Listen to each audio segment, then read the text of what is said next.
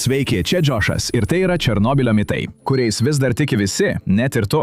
Numeris 50. Žmonės susirinko ant mirties tilto stebėti, kaip sprogo ketvirtasis reaktorius. Mirties tiltas yra tikras. Jis yra 1,2–1,9 mylios nuo Černobylio atominės elektrinės. Radioaktyvios šviesos spindulys šovė į dangų, bet tokios minios stebėjusios sprogimą nebuvo. Žmonės neišėjo iš savo butų, jie miegojo. Radiacija nenužudė nė vieno iš 50 000 gyventojų, kurie nebuvo iškviesti į elektrinę, bent jau ne nuo ūmios spindulinės ligos. Tiltas nesutraukė minios, tačiau ta naktis kai kuriems turėjo tikrų pasekmių. Numeris 49. Visi, buvę netoli Černobylio, iš karto mirė nuo radiacijos. Autorė Svetlana Aleksijevič, parašiusi knygą Černobylio malda, kalbino daugelį miestelio gyventojų. Jie nemirė, tačiau kai kurie skundėsi galvos skausmais ir metalo skoniu burnoje. Ir viskas. Reikėjo būti daug arčiau, kad pajustum rimtesnius padarinius, tačiau ugniagesiams buvo dar blogiau nei daugelis mano. Liudmila Ignatenko, ugniagesio Vasilijaus Ignatenko žmona, sakė, kad prieš jos vyrui mirštant nuo radiacinės ligos jį pakėlė jo ranką ir ji buvo beveik tik kaulas. Liudmila sakė, kad iš jo burnos ėjo jo plaučių kepenų gabalėliai. Jis dusto nuo savo vidaus organų. Ne visi buvo paveikti vienodai, o katastrofos mastas buvo daug didesnis nei daugelis suprato. 48 numeris. Katastrofa buvo nenuspėjama. Katastrofa neatsirado iš niekur. Žmonės linkę manyti, kad tai buvo, bet sovietai žinojo, jog rizikuoja labai stipriai. Reaktoriaus operatoriai nuolat jautė stresą, jau buvo įvykę keli pavojingi atvejai, kai vos neįvyko nelaimė. Taigi, 1980 metais sovietai atliko slaptą tyrimą dėl reaktoriaus. Jie nustatė, kad buvo, cituoju, 9 pagrindinės konstrukcijos klaidos ir termohidrauliniai nestabilumai, kurie kėlė grėsmę saugumui. Tyrėjai padarė išvadą, kad klausimas buvo ne ar kas nors baigsis katastrofa, o kada tai nutiks. Nebuvo jokių pastangų ištaisyti konstrukcijos trūkumus. Operatoriai net nebuvo įspėti, kad tie trūkumai gali paversti juos zombiais, jei ištiktų nelaimė. Darbuotojai nežinojo rizikų. Rizikos buvo žinomos, tačiau informacija buvo griežtai kontroliuojama. 47 numeris sovietai pasinaudojo 3 mylių salos avariją propagandai. 1979 metais JAV susidūrė su savo branduoline krize 3 mylių saloje. Galbūt manote, kad sovietai pasinaudojo šią istoriją propagandai. Jie to nepadarė. Naujienos buvo griežtai cenzūruojamos. Pareigūnai nenorėjo, kad kas nors manytų, jog atomas yra kas nors kita nei taikus ir visiškai kontroliuojamas. JAV valdžia darė kažką panašaus, tik ne visišką cenzūrą. Vis dėlto sovietai neleido šiai akimirkai visiškai nueiti veltui. Bent jau jie teigia, kad 3 mylių salos avarija įrodė, jog kapitalizmas nesugeba valdyti branduolinės elektrinės. Net kai sovietai tylėjo, pasakojimai apie katastrofą plito už jų sienų. 46 punktas. Vakarų žiniasklaida Černobylį vaizdavo tiksliai. 2014 metais 60 Minutes išleido programą pavadinimu Černobylis – katastrofa, kuri niekada nesibaigė. Ekspertas rašantis Atomic Insight svetainėje teigia, kad ši laida buvo ne tik propagandinė ar antibranduolinė, bet ir antirusiška. Yra daug pavyzdžių, kaip vakarai skleidė netikras ar iškraipytas naujienas apie Černobylį. Sovietai savo nepadėjo slėpdami informaciją. Rusai pažadėjo pateikti savo versiją. Ji buvo vadinama patriotinė, todėl galėjo būti iškraipyta. Pranešimai ir gandai piešia painų žmonių aukų vaizdą. 45 numeris. Tūkstančiai mirė iš karto. Iškart po katastrofos United Press International pranešė, kad žuvo 2000 žmonių. Pentagonas teigia, kad įvyko antrasis branduolio išsilydymas. Abu šie teiginiai buvo neteisingi. Kai sprogo reaktorius, žuvo tik 2 žmonės. Dar 28 mirė per 3 mėnesius nuo ūminio radiacinio sindromo. Per 10 vėlesnių metų mirė dar 11 žmonių. Pranešama, kad užterštose teritorijose padaugėjo vėžio atvejų. Skaičiuojama, kad galbūt iš viso nuo to mirs apie 4000 žmonių. Kiti šį skaičių nurodo nuo 16 000 iki 93 000. Kitaip tariant, niekas iš tiesų nesutarė dėl ilgalaikio poveikio sveikatai. Baimė išplito gerokai už tiesioginės teritorijos ribų ir netikėtais būdais paveikė sprendimus. 44 punktas. Radiacija sukėlė masinį abortų skaičių visoje Europoje. Tiesa, kai kurie žmonės pradėjo nutraukti nėštumus, tačiau tai lėmė baimė. Danijoje, nors radiacijos lygis nekėlė didelės grėsmės dar negimusiems vaikams, vis tiek padaugėjo vaisiaus netekčių. Abortų skaičius padidėjo ir kitose vietose. Švedijoje, Norvegijoje, Vakarų Vokietijoje, netgi Jungtinėje karalystėje ir kai kuriuose Prancūzijos regionuose padaugėjo nėštumo nutraukimų. Manoma, kad visoje Europoje galėjo būti nuo 100 000 iki 200 000 papildomų abortų. Nerimas dėl nėštumo buvo paplitęs, net jei mokslas to nepatvirtino. 43 punktas. Radiacija sukėlė plačiai paplitusius apsigimimus. Buvo plačiai paplitusi baimė, kad vaikai gali ne tik anksti susirgti vėžiu, bet ir turėti apsigimimų. Žmonės įsivaizdavo panašius padarinius kaip mažos ir didelės galvos ir deformuotos akys, matytos Japonijoje po atominių bombardavimų, arba šalia kai kurių Rusijos ir JAV branduolinių bandymų vietų. Neseniai JAV nacionalinių sveikatos institutų paskelbtame straipsnyje mokslininkai rašė, kad jie nerado, cituoju, jokių įrodymų, jog Černobylio avarijos metu patirta radiacija sukėlė genetinius pokyčius, kurie būtų perduoti vaikams. Radioaktyviosios iškritos sukėlė keistų istorijų, įskaitant pasakojimus apie mutantus. 42 numeris Mutantai – gyvūnai ir žmonės egzistuoja. Istorijos apie mutantus, monstrus ir laukinius šunis turinčius supergalių nėra visiškai teisingos. Yra įrodymų, kad gyvūnai gyvenantys užterštose teritorijose dažniau sirgo navikais ir turėjo įgimtų defektų, tačiau uždaroji zona tapo prieglobsčiu laukiniai gamtai. Sakoma, kad vilkų yra 7 kartus daugiau, tačiau taip pat padaugėjo lūšių, stumbrų, briedžių, elnių, šernų ir meškų. Nepaisant gandų, kai kurios vietovės išlieka stebėtinai atsparios. 41 numeris – uždaroji zona yra visiškai netinkama gyventi. Po katastrofos sovietai aplink elektrinę sukūrė 19 mylių uždarąją zoną. Anksčiau čia buvo 2 dideli miestai ir apie 100 kaimų ar ūkių. Kai kurie ten gyvenę žmonės nebuvo labai linkę paklusti įsakymui išvykti. Kaip ir Hana Zavarodnaja, jis slėpėsi, bet ją surado kareivis ir liepė susirinkti daiktus bei išvykti. Ji pažvelgė jam tiesiai į akis ir pasakė: "Nušauk mus ir iškas kapą, kitaip mes liekame." Išklausiusi kareivio paaiškinimų apie pavojus, jie atsakė: "Radiacija manęs negazdina, badas taip." Tikriausiai jų buvo teisi. Gyvenimas pavojingoje zonoje nebuvo toks baisus, kaip galėtume manyti, ir gyvenimas zonoje visiškai nesustojo. Žmonės vis dar eidavo į darbą. 40. Visi zonos darbuotojai yra didžiuliame pavojuje. Vadomojoje atskirties zonoje dirba apie 2400–3000 darbuotojų. Jie dirba pamainomis, prižiūri uždarytus reaktorius ir rūpinasi, kad viskas būtų tvarkoje. Dauguma jų yra mokslininkai ir technikai, bet yra ir virėjų, medikų bei keletas nacionalinės gvardijos narių. Paprastai jie į darbą vyksta traukiniu ir vakare grįžta namo, tačiau prasidėjus karui Ukrainoje, kai kuriems teko pasilikti. Tiesą sakant, tai neatrodo labai smagu.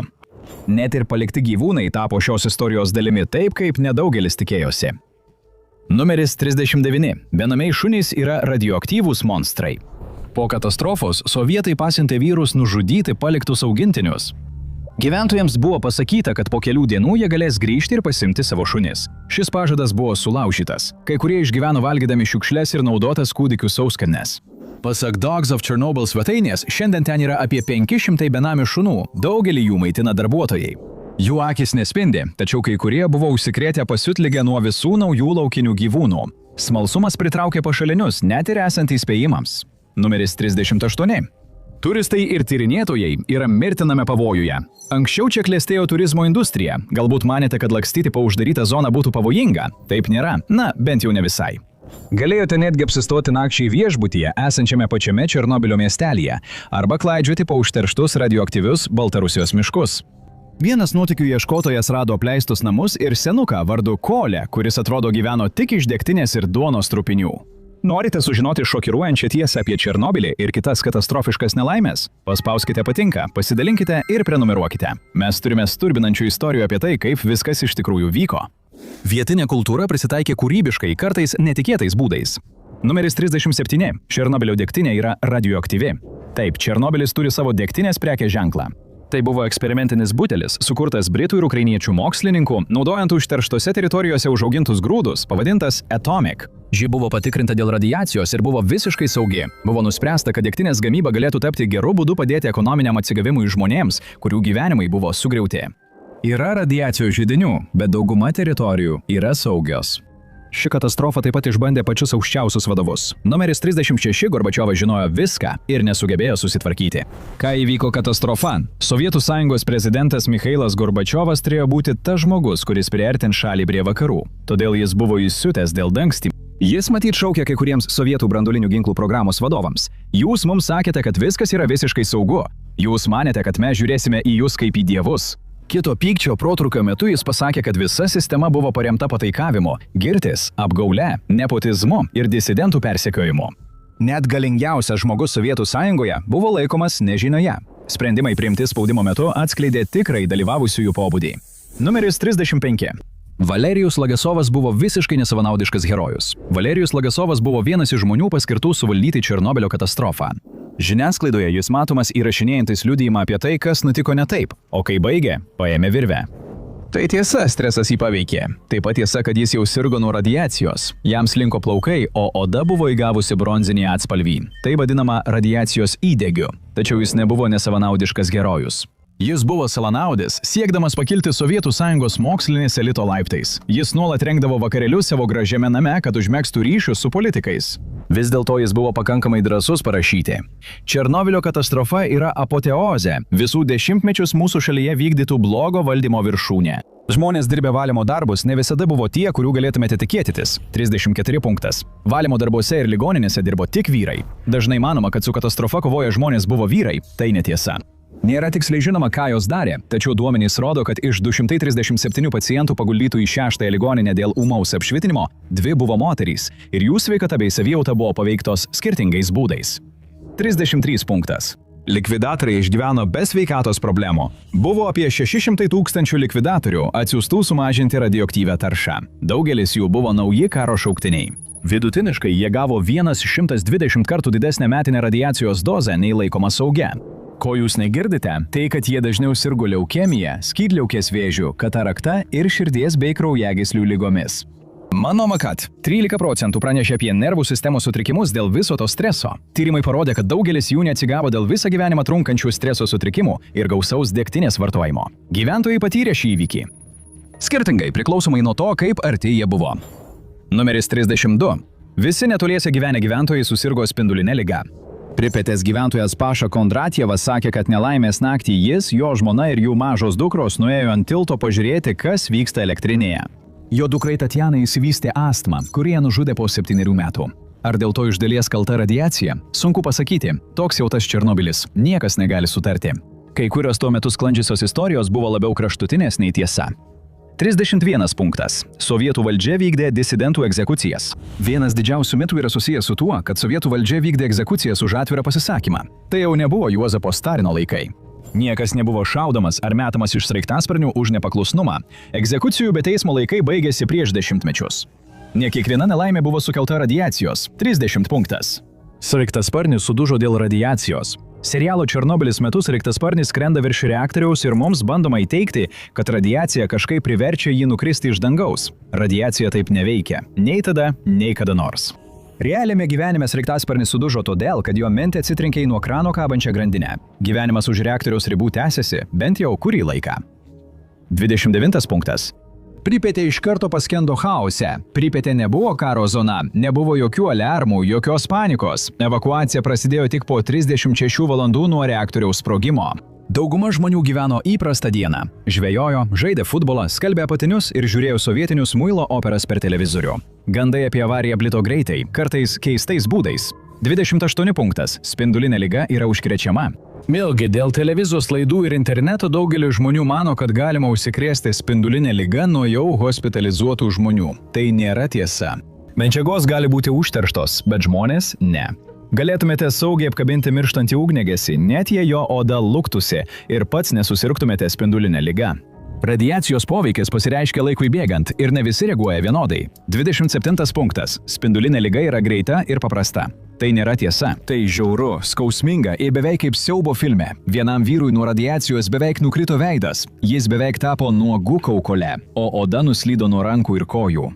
Fizinis poveikis galėjo būti labai sunkus, gerokai viršijantis daugelio lūkesčius. 26 punktas. Spinduliniai nudegimai veikia kaip ugnis. Kai oda ir audiniai pradeda luptis, gydytojai tai vadina sunkiu drėgnų deskvamavimu. Kraštutiniais atvejais radiacija sukelia audinių nekrozę. Radiacija pažeidžia DNR ląstelėse, sukeldama ląstelių žūtį. Kūnas nebegali savęs atkurti. Kraujagyslė subliūkšta, oda suyra, o pažeidimai plinta giliau į raumenis. Kitaip tariant, tai blogiau nei galite įsivaizduoti.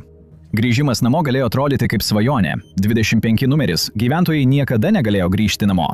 Jiems buvo leista grįžti namo po kelių mėnesių. Taisyklės buvo tokios, kad jie negalėjo pasiimti nieko didelio, kas galėtų kaupti dulkes. Pavyzdžiui, stalų ar kėdžių. Jie negalėjo pasiimti ir vaikų žaislų. Net televizoriai buvo draudžiami. Net ir pažįstamose vietose viskas pasikeitė netikėtais būdais. 24 numeris Pripetė akimirksniu tapo dykviete. Sugrįžę gyventojai rado daug surūgusio pieno. Žinoma, elektra buvo išjungta jau seniai. Natalija Jovčenko fotografavo. Kai kurie žmonės pasiėmė vertingus daiktus, tokius kaip papuošalai ar antikvaras. Kiti ėmė indus arba mėgstamus avikailio švarkus. Jie turėjo tik 4 valandas susirinkti savo daiktus. Tada vėl į autobusą. Jei turėjo per daug, jiems buvo pasakyta, kad negali to pasiimti. Kasdienis gyvenimas ir rutina staiga atsidūrė po naujomis taisyklėmis ir kontrole. Numeris 23. Sovietai griežtai kontroliavo viską po evakuacijos. Knygoje Vinyrnaktis Černobylyje rašoma, kad žmonės bandė duoti kyšius, kad įsineštų uždraustus daiktus iš miesto. Nėra aišku, ar jiems pavyko, bet kai kurios naudotų prekių parduotuvės staiga turėjo daug daugiau prekių. Pinigų trūko, bet evakuotieji nebuvo visiškai palikti likimo valiai. Sovietų valdžia namų ūkių vadovams išmokėjo apie 4000 rublių kompensaciją, be to papildomai už kiekvieną šeimos narį. Padori Lada tuo metu kainavo apie 7000–8000 rublių. Iš viso aukos iš visos šalies buvo įvertintos maždaug 500 milijonų rublių. Evakuotųjų gyvenimai kardinaliai pasikeitė. Numeris 22. Evakuotieji buvo visiškai palikti likimo valiai. Dažnai manoma, kad Pripetės gyventojai buvo ignoruoti. Tai nėra tiesa, iš dalies. Vyriausybė pradėjo statyti namus daugeliu jų. Buvo pastatyta 150 namų maždaug už 100 km nuo Černobylio. Iš viso buvo pastatyta 11 500 individualių namų ir dar 13 000 butų Kijeve bei kituose miestuose. Išoriniai stebėtojai atkreipė dėmesį ir į pastangas, ir į iššūkius. 21 punktas. Vakarai tik kritikavo SSRS. Ne viskas vakaruose buvo antisovietiška.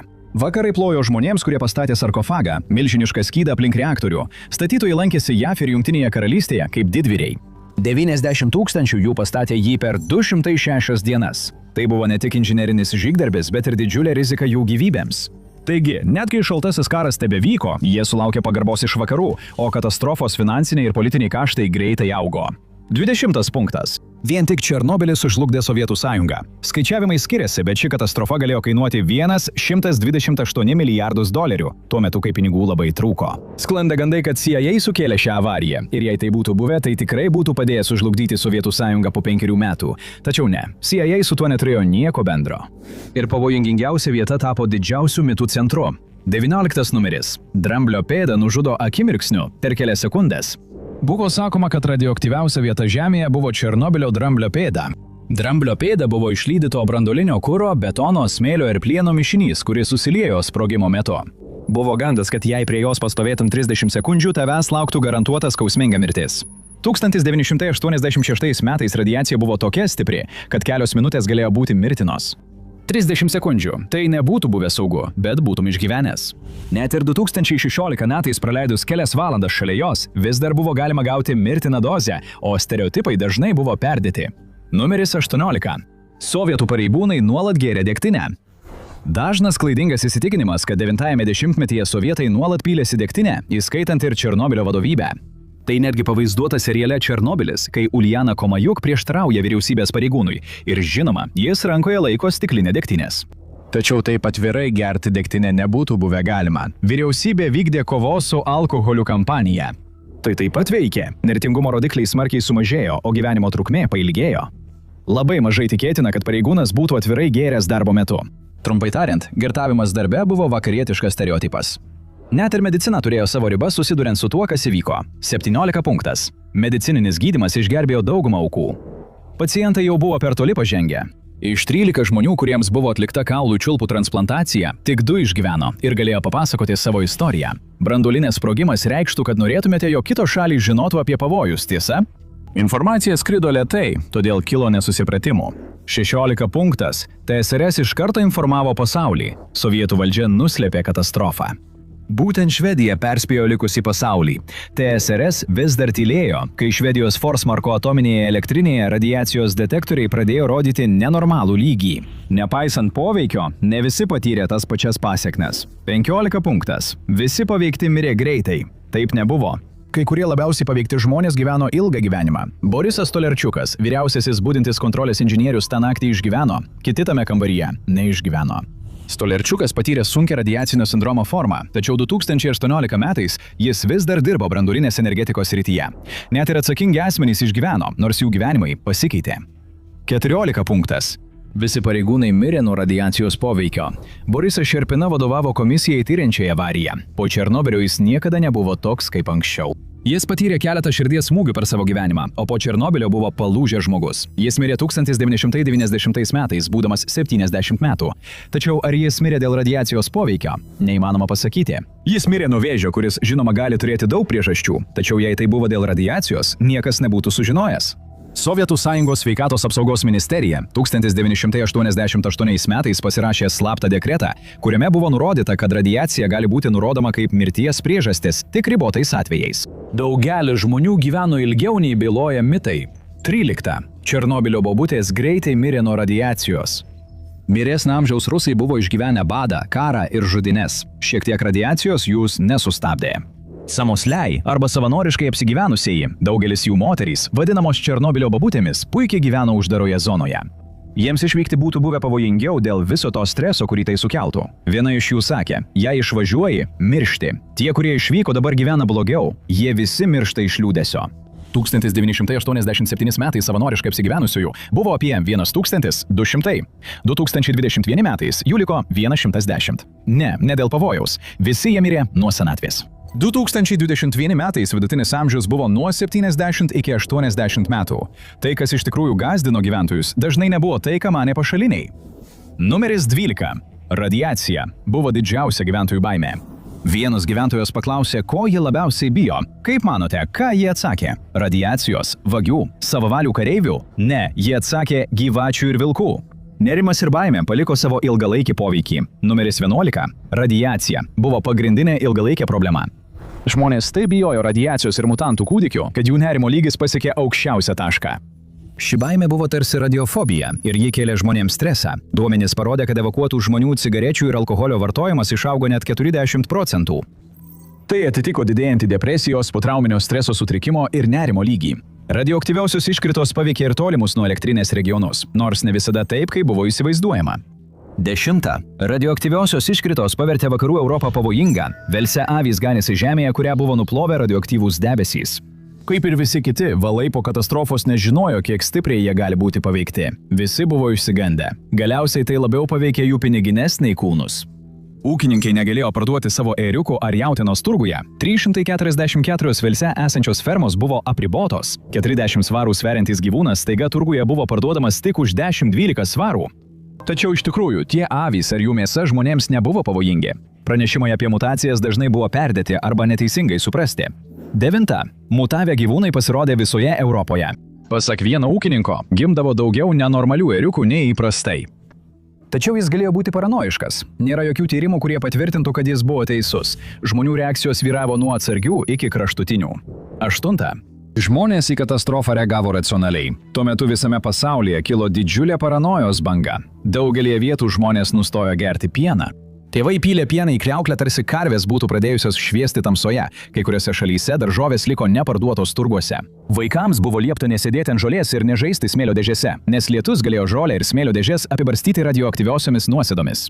Tai buvo sena gera baimė ir dezinformacija, kurią skleidė ne socialiniai tinklai, o bulvarinė spauda ir gandai. Kai kurie darbai elektrinėje buvo fiziškai sunkus, bet ne taip, kaip kalbėjo gandai. 7. punktas. Černobylio šachtininkai dirbo nuogi. Šachtininkai turėjo iškasti tunelį po reaktoriaus pagrindu, kad sustabdytų radiaciją užterštą lavą nuo patekimo į gruntinius vandenis ir galimai pražudyti pusę Europos. Jie labai prakaitavo ir nusimetė kelis drabužius, bet niekada nenusirengė visiškai nuogi. Be to, lava taip toli nenuslinko, tad jų darbas net nebuvo būtinas. Katastrofų sukėlė ne vieno žmogaus veiksmai. 6. mitas. Keli nekompetentingi operatoriai sukėlė katastrofą. Tačiau tai nėra tiesa. Žmonės sovietų branduolinėje sistemoje jau žinojo apie pavojus. Saugos procedūros kartais būdavo ignoruojamos. Tačiau pagrindinė problema buvo pats reaktorius ir visa sistemos valdymo tvarka. Reaktoriaus konstrukcija turėjo rimtų trūkumų. Įspėjimai buvo ignoruojami, tačiau slaptumo kultūra neleido atvirai aptarti problemų. Kitaip tariant, nelaimė nebuvo tik kelių vyrų valdymo kambaryje kaltė. Tai buvo visos sistemos pasekmė. Kai kurios istorijos buvo sutelktos į asmeniškiausias tragedijas, tačiau jos ne visada buvo tikslios. 5. Kūdikis sugėrė radiaciją, kad išgelbėtų savo motiną. Ugniagesis Vasilijus Ignatenka mirė viena iš baisiausių įmanomų mirčių, tačiau jo žmona Liudmila tuo metu buvo nėščia. Ar ji kėlė pavojų savo dar negimusiam vaikui, būdama šalia savo nykstančio vyro? Džiaus kūdikis mirė nuo įgimtų širdies ydų ir kepenų cirozės praėjus kelioms valandoms po gimimo. Buvo gandų, kad ji nuo Vasilijaus susirgo spindulinė liga. Tai visiškai netiesa. Ligoninėje Vasilijus nebuvo radioaktyvus. Liudmila galėjo būti patirti radiacijos poveikį kitų metų ir nėra jokios galimybės, kad vaisius galėtų išgelbėti savo motiną netyčinio pasiaukojimo aktu. Ugniagesiai susidūrė su neįsivaizduojamomis situacijomis, kurios išbandė tiek drąsą, tiek taisyklės. Ketvirta. Ugniagesiai neturėjo supratimo apie pavojų. Jie nebuvo visiškai neišmanėliai, kaip galbūt girdėjote. Vienas iš jų, Anatolijus Zacharovas, buvo pasakęs savo bendradarbiui: čia turi būti neįtikėtinai daug radiacijos. Būsime laimingi, jei ryte dar būsime gyvi. Vis dėlto jie nežinojo, kad dega reaktorius. Jie manė, kad tai paprastas gaisras. Kai kurie padarė klaidą ir užlipo ant stogo, kad iš žarnų pilti vandenį ant reaktoriaus. Ir jie gavo tiek daug radiacijos, kad vienam vyrui ligoninėje akys iš rudų tapo mėlynos. Kitam nuo radiacijos nudegimų pūslė susidarė ant širdies. Tačiau priešingai nei daugelis, jie žinojo apie pavojų. Zacharovas sakė: žinoma, mes žinojome. Jei būtume laikėsi taisyklių, niekada nebūtume priartėję prie reaktoriaus. Bet tai buvo moralinė pareiga, mūsų pareiga. Mes buvome kaip kamikadzės. Tai kurios pasiekmes buvo akimirksnės, o kitos išsivystė laikui bėgant. Trečia. Radiacijos nudegimai atsiranda iš karto kontaktuojant. Aleksandras Jevčenka buvo tas žmogus, kuris laikė duris 3 savo kolegoms, padariusiems lemtingą klaidą įeidami į reaktoriaus salę. Tačiau Jevčenka nepatyrė momentinių nudegimų. Radiacija nėra kaip ugnis. Po pradinio vėmimo jam išslinko plaukai, oda pasidengė bjauriais pūslėmis, viskas skaudėjo, tada jis pradėjo juoduoti. Jis sakė, kad jautėsi kaip pabaisa. Laimė, jo kūnas priėmė odos persodinimą. Kraujo perpilimai ir kraujagyslių persodinimai padarė likusį darbą. Kai kiti vyrai mirė, jis išgyveno ir jis nežinojo kodėl. Jie apakdavo, tada jų kraujas užsikrėsdavo, kūno dalys nukrisdavo, o lova likdavo tuščia. Šito žmonės dažniausiai nesupranta. Kiekvienas reaguoja skirtingai ir kai kurių kūnas to net laiko taip kaip kitų. Reakcijos į poveikį labai skyrėsi, o pasiekmes netikėtai paveikė žmonių gyvenimus. Antra, išgyvenusieji liko radioaktyvūs ir pavojingi. Dėl paranojos pandemijos, kai Aleksandras Jevčenka atsigavo tiek, kad galėtų gyventi normalų gyvenimą, žmonės pamatę jį gatvėje pereidavo į kitą pusę. Jie manė, kad jis radioaktyvus. Kaip ir atominės bombos išgyvenusieji Japonijoje, taip ir Černobilio aukos buvo lyg raupsuotieji. Aleksandras buvo apdovanotas medaliais už drąsą, tačiau su juo elgėsi kaip su pabaisa. Jis sakė, kad radio baimė labai apsunkino jo gyvenimą. Net ir tie, kurie buvo priešakinėse linijose, ne visada buvo tokioje situacijoje, kokioje juos vaizdavo. Pirma, narai paaukojo save ir mirė iš karto.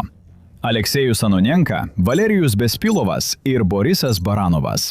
Tai buvo vyrai, kurie turėjo leistis į misiją, iš kurios žinojo, kad gali negrįžti. Jie turėjo bristi per vandenį, kurį laikė labai užterštu, ir atsukti vožtuvus, kad būtų išvengta dar vieno sprogimo. Tačiau yra ir tam tikrų melų. Jie drąsiai eiti savanoriais nesisiūlė. Jie buvo įsakyti atlikti savo darbą. Tai buvo jų pamaina. Jokios dramos, jokių ginčų. Ir paaiškėjo, kad jų misija nebuvo tokia pavojinga, kaip iš pradžių manyta. Milijonai mirusiųjų visoje Europoje? Ne, net jei būtų įvykęs dar vienas sprogimas, galbūt būtų buvę dar kelios dešimtys mirčių Ukrainoje ir Baltarusijoje. Tačiau tai nebūtų pakeitę pasaulio. Ir jie visi nemirė iš karto po to. Borisas Baranovas mirė nuo širdies smūgio 2005 metais, tačiau kiti vis dar gyvi šiandien. Reddite sklando gandas, kad Anonenko būtų kompleksą karo metu pataikė rusiškas Shahed dronas. Negalime to patvirtinti, bet jis tikrai išsikraustė iš Kijevo, nes ten buvo pavojinga. Jie tikrai vykdė pragarišką misiją, kuri bet kurią akimirką galėjo baigtis katastrofa. Žiūrėkite Černobilio savižudžių būrį. 3 vyrai, kurie užkirto kelią dar didesniai branduoliniai katastrofai ir sužinokite, kaip jie sustabdė dar didesnę nelaimę. Arba paspauskite šį vaizdo įrašą.